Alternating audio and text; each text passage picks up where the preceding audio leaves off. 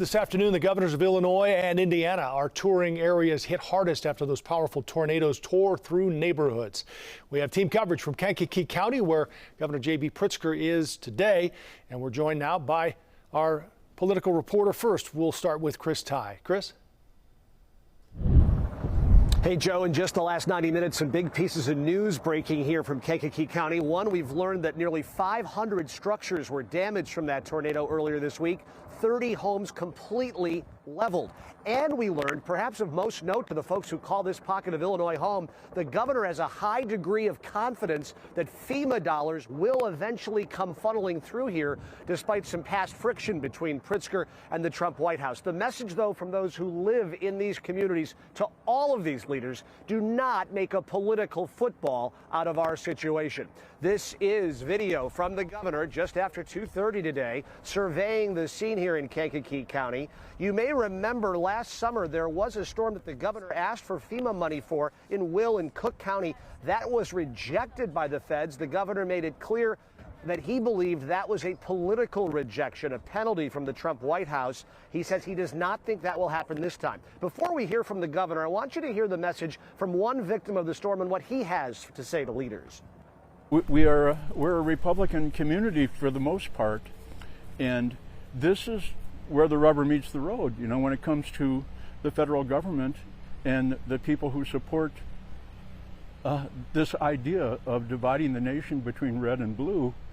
And you cannot, it's not reasonable for fair people to think that you can have a tragedy like this and pick and choose. So I'm sorry. It's okay. But that's just not right. And you feel that in your core? That's who I am. I think my confidence comes from the idea that politics shouldn't play a role. I don't think that it will play a role. You can see that this community needs help.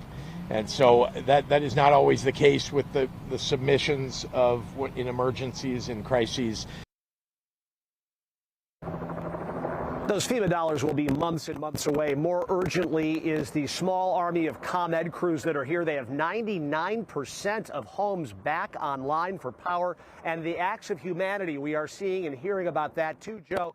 Individuals bringing food to strangers and folks providing rides the night of that tornado, including the gentleman, Bill, who you heard from. A complete stranger picked him up, drove him 10 miles to his girlfriend's house when he needed it most. A lot to unpack here in Kankakee County. Yeah, for now, sure. Live, Chris Tide, CBS News, Chicago. Back to you. Well, you get a good indication from him just how emotional this has been for all those folks down there. Chris, thank you very much for the update. And it was pretty much the same scene over in Indiana, where Governor Mike Braun toured some of the tornado damage. And we're joined now for more on that from our Sade Gray. Hi, Sade.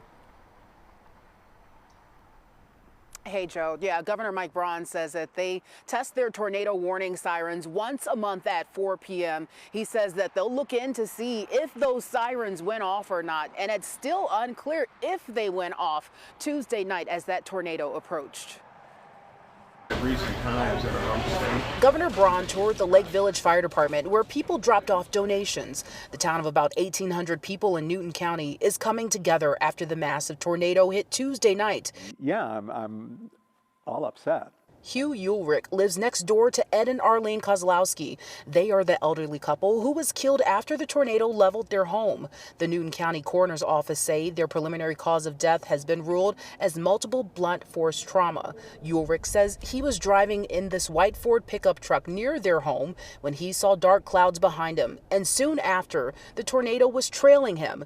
You can see the back of his window is blown out. He says in that moment, all he could do was pray. It's here, and it's going to gobble me up any second now, which it did. So I did I don't know if there's a classic of this thing happening, but yeah, I mean, I did the up in the air, twisted, junket, I thought I figured that was it. I thought, of course, that's the death. And listening to Ulrich's story, it's remarkable that he survived after being tossed around inside of that tornado. We asked him what's his next step, and he says he's just going to take it day by day. He's just glad he is still alive. Right now, he is at North Newton Junior High School, where he is currently staying for the time being. Reporting live in Lake Village, Indiana, Sade Gray, CBS News, Chicago. Joe? Wow, how terrifying is that? We're glad he's okay, Sade. Thank you.